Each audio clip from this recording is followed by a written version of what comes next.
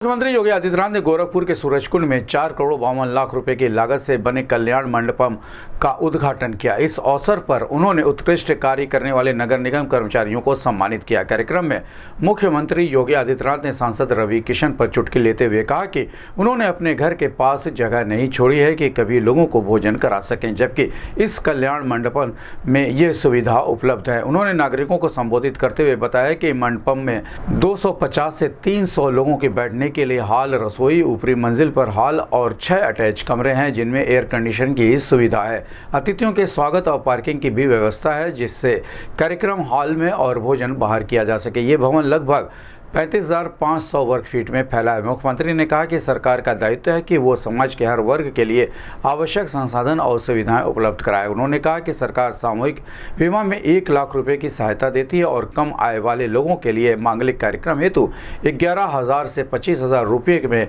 कल्याण मंडपम उपलब्ध करा रही है।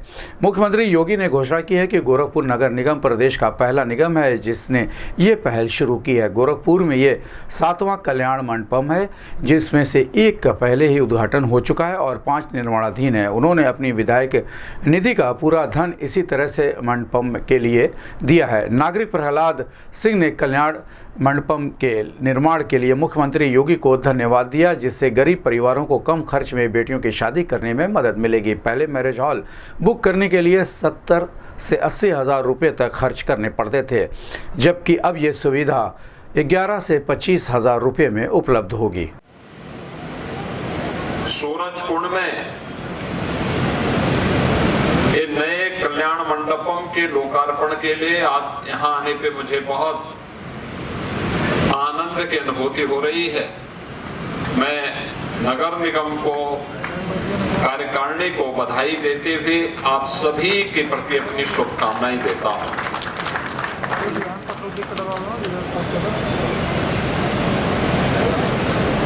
किसी भी सभ्य समाज के लिए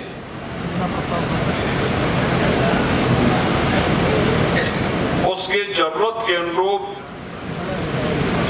आवश्यक संसाधन और सुविधाएं जुटाना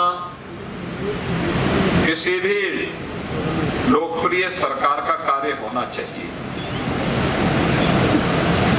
नागरिक सुविधाओं को जितना ही सहज और सरल हम बना सके, उससे आम जन की समस्या का समाधान का भी एक मंच प्राप्त होता है।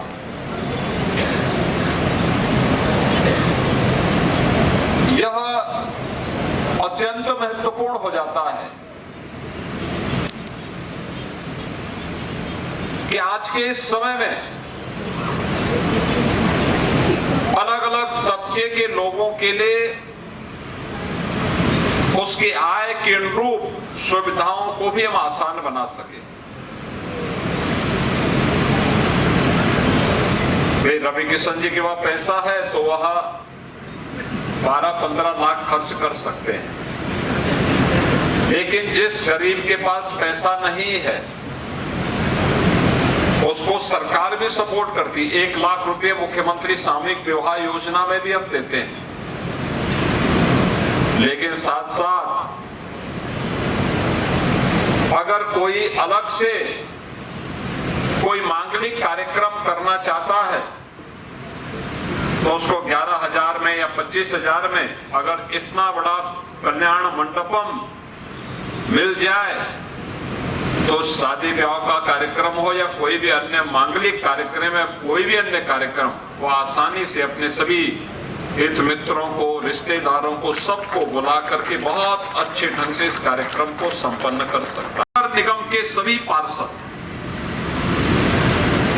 नगर निगम के अंदर अगर आपने साफ स्वच्छ वातावरण दिया है, स्वच्छता की कार्यक्रम को जिसको प्रधानमंत्री जी प्राथमिकता देते हैं, उस प्राथमिकता को ध्यान में रख करके हमने महानगर को स्वच्छ और सुंदर बनाने में अगर योगदान दिया, बरसात के पहले सभी जो नालों में सिल्ट भरी पड़ी है, कूड़ा भर गया होगा,